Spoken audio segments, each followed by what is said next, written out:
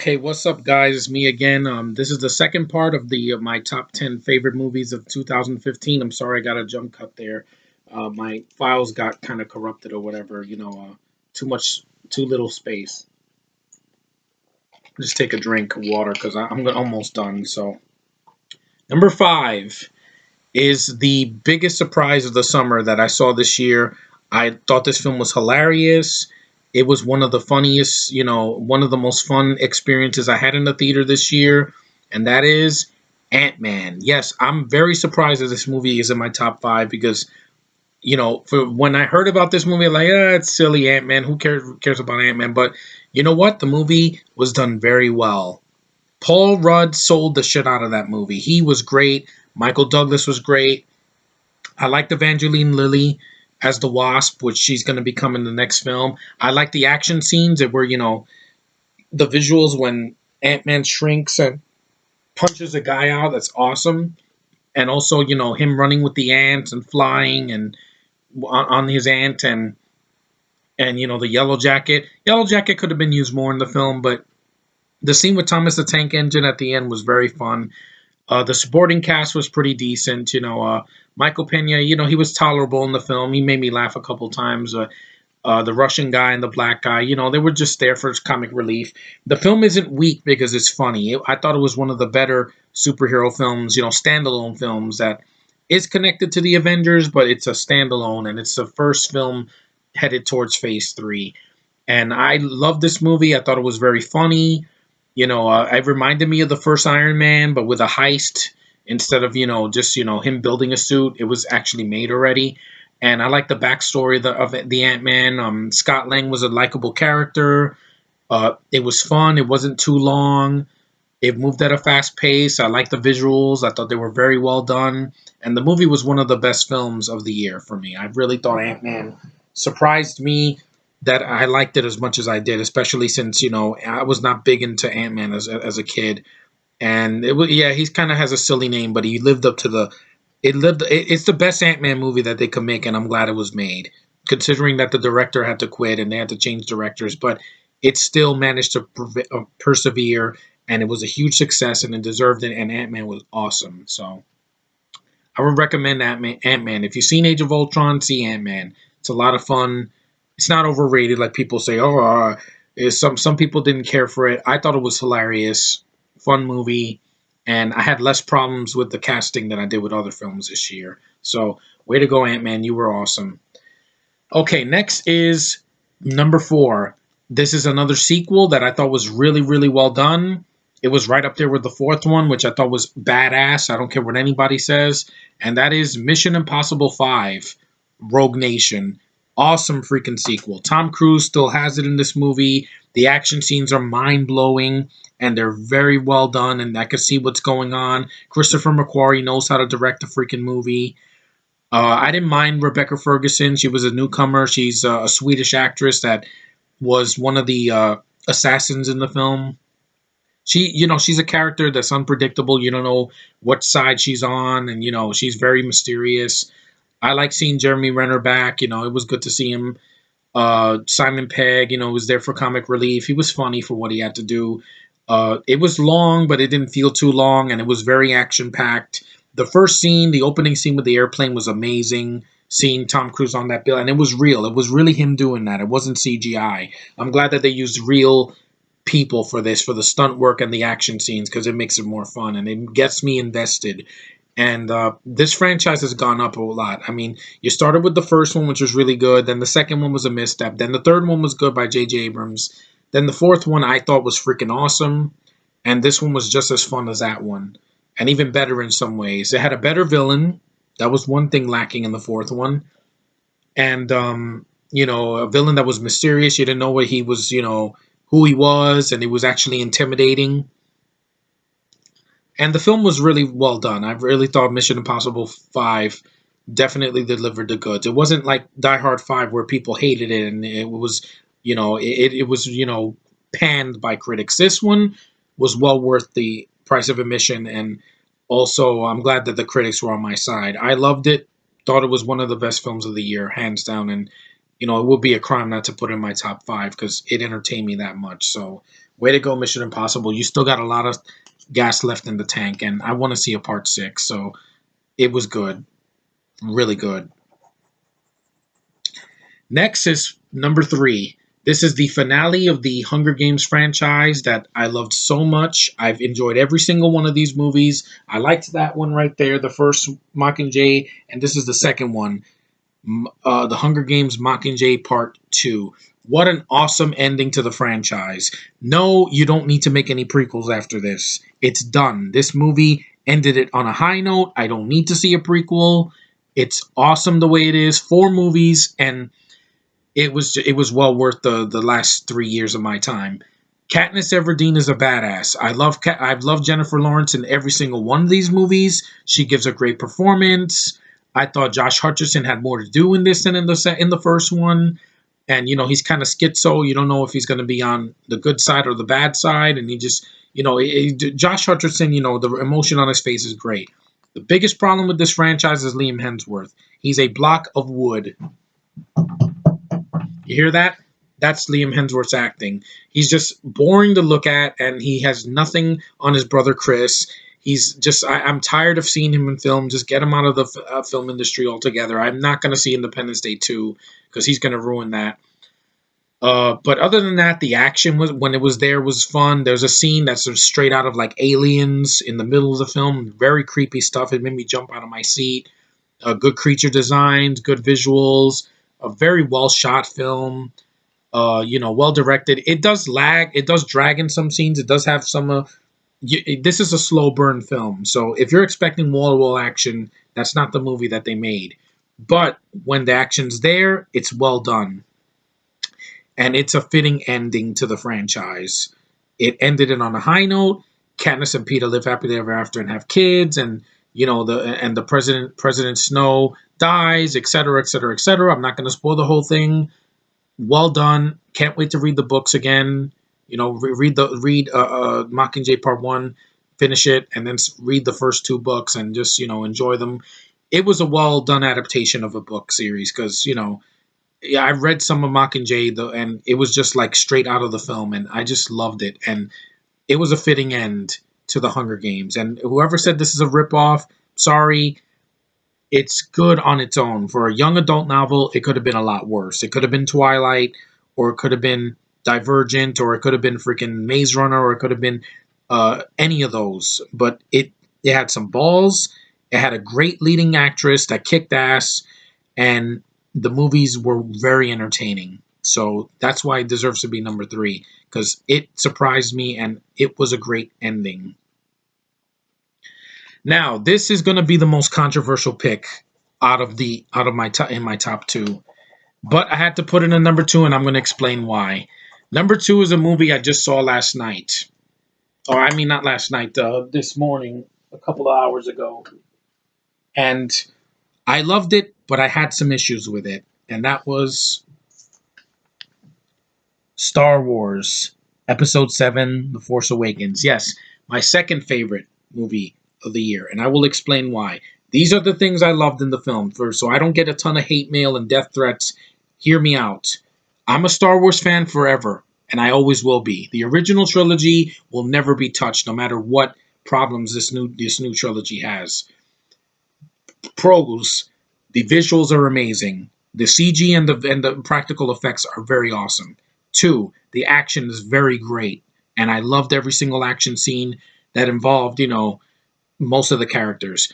3, the film had a really good story that I was able to follow, and it wasn't too long. 4, I loved seeing the characters again, like R2D2, C3PO, Chewie, Luke, Han, Leia, and the all awesome references to the original trilogy.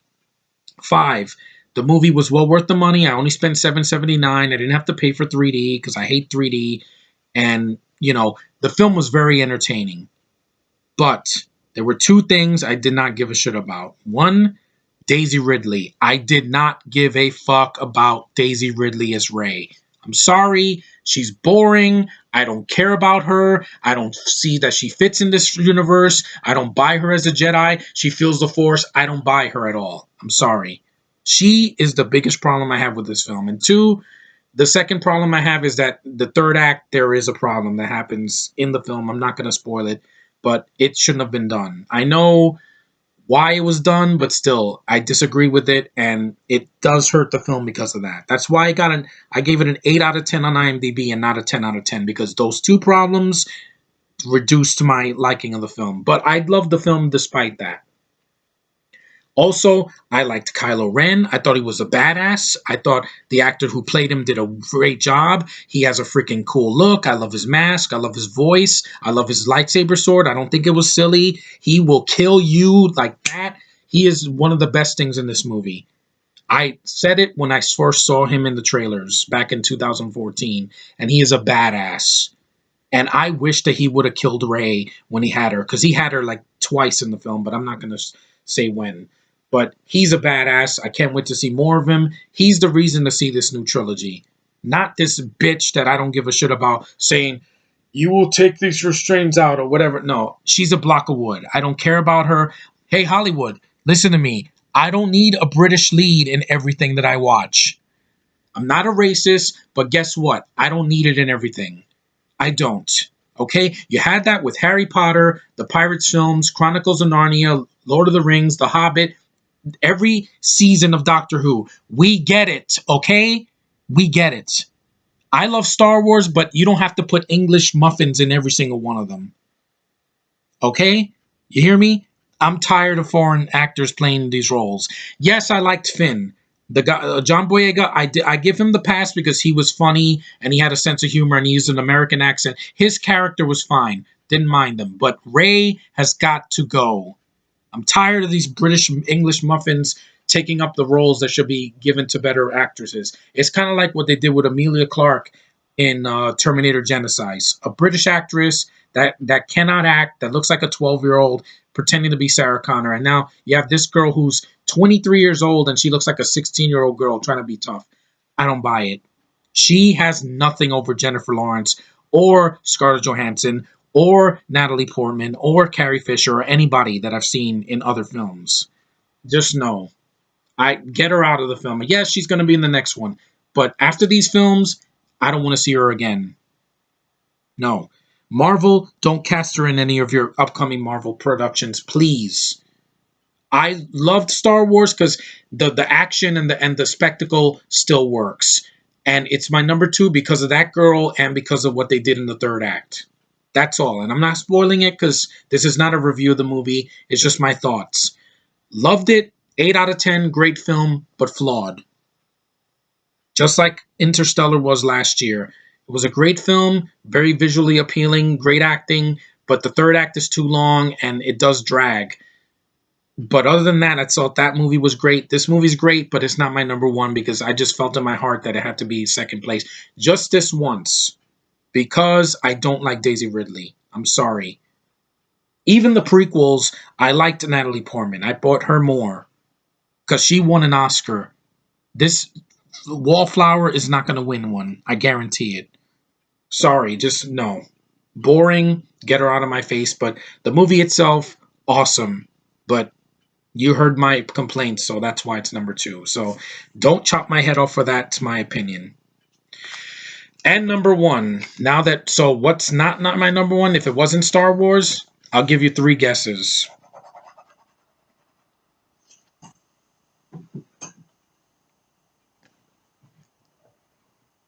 That movie got a lot of shit. Age of Ultron, Avengers 2. Yes, I loved it more than Episode 7. It didn't have the problems that Episode 7 had. I loved every second of that movie. As soon as it started and I saw the characters come out running in slow-mo, it blew my freaking wad. These characters are more attached to than these new characters in Episode 7 and 8 and 9, which are coming up. I love every single Marvel character in that movie. Every single one. I love Cap. I love Iron Man. I love Thor. I love the Hulk. I love Black Widow. She can kick the shit out of Rey.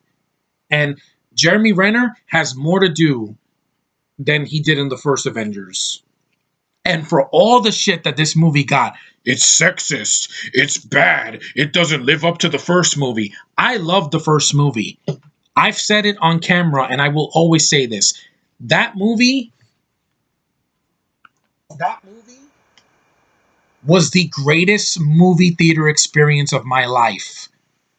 The slow burn that had when there was no action and the characters were just talking, I was still engaged. And the same thing happened with that sequel. Okay, Ultron is just as badass as Kylo Ren, and he does kill a character off. But you know what? It was done more responsibly, and the movie had James Spader, who is freaking accomplished. I love that actor. His voice was haunting. It gave me chills in the theater. With Kylo Ren, I thought his voice was pretty cool, menacing, awesome, and I can't wait to see more. But Ultron was in one film, but he was badass. And he was just freaking haunting, and just you want to see, like, you want to know more about this robot. And he's a robot, and he has more life than a lot of human characters in films now. Let me just take a drink. Ultron sold the movie for me. I loved every single time he was on screen. Were there British actors in the film? Yes. The guy that played Quicksilver, didn't mind them. He had a kind of a Slovakian accent. Didn't bother me. Elizabeth Olsen, much better than Rey, than freaking Daisy Ridley, because she had more to do and she wasn't running away from everything. No, she has these powers that will make Rey cream in her pants because she can actually manipulate people's minds and make them see things. That is awesome. Plus, she can fly, and I've always liked Scarlet Witch as a character. I think she's going to do well in Civil War. I have no problem with the heroes fighting each other, because guess what? This guy isn't going to die in Civil War. I guarantee it. These characters shocked the hell out of me, and that's why it's still my number one movie of the year. Star Wars was that close, but because of two problems, I had to push it aside, and this is my number one of 2015. Yes. Age of Ultron. Action was just as mind-blowing as the first one. Vision looked freaking awesome in the movie. The movie had a lot in it, but it worked. Yes, it worked. And I can't wait for Infinity War. The Russos are going to knock it out of the park. Whedon got so much crap for that film saying, oh, it's sexist. She says, Black Widow's like, oh, I'm a monster because I can't have kids, blah, blah, blah. No, the movie is not sexist. It isn't. And yes, it has two, not one, two strong women. This is becoming a cliche now in Hollywood that every single movie needs to have either a tough or a strong woman. I welcome a strong woman, but not every film needs it. Ghostbusters didn't need it. You know, the Fembusters that's coming out next year, it's not going to be strong women. It's going to be laughable. But this did it right, and I loved every second of it. Every single second. Oh, I'm a Marvel fanboy. Well, I love the Avengers. I had to wait 10 years for a Star Wars movie. These movies have been coming out consistently since 2008 and have not let me down. And I loved the first movie in the theater. And the second movie was no exception. I love it. It's a 10 out of 10. I didn't have a single major problem with it. No, not a single one. With the casting or the writing or the directing or the pacing or the action or the visuals or the awesome villain. And the references to Pinocchio, which made me smile. I got no strings. Yeah, I don't have any strings, people. I'm not manipulated to say what's my favorite movie of the year and what's not. That's my favorite. Nothing topped it, just like I said. And like I said, The Force Awakens was great, but there were problems. And they were noticeable. And I'm not going to lie on camera saying that they didn't bother me, because they did. But this movie did everything right, and I loved it. And it's my number one, and it's always going to be my number one of 2015. And I know I sound angry. Don't worry. I'm fine. I just wanted to get this off my chest, because for all these people that are going to give me shit saying, oh, that movie sucked, Star Wars is the greatest thing ever. I love Star Wars. It will always be my favorite franchise of all time. But for this year, I will pick this over The Force Awakens because I had more fun. And it didn't have the major problems that kind of took me out of the film a bit. Yeah.